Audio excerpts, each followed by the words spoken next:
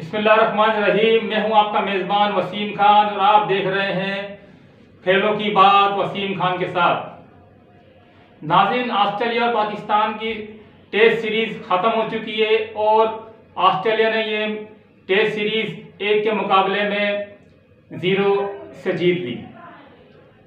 अब नाज़रीन ये है कि वनडे सीरीज शुरू होने जा रही है। पहला वनडे 29 मार्च कज़ावी स्टेडियम लाहौर में खेला जाएगा। पाकिस्तानी वक्त के मुताबिक ये वनडे 3 बजे लाइव दिखाया जाएगा। इस वनडे को आप पीटीवी स्पोर्ट्स पर लाइव देख सकते हैं। नाज़रीन, दोनों कप्तानों के दावे हैं। पाकिस्तानी कप्तान बाबर आजम कहते हैं इंशाअल्लाह ये इस वनडे में अच्छी कारकर्दगी दिखाकर सीरीज अपने नाम कर लेंगे।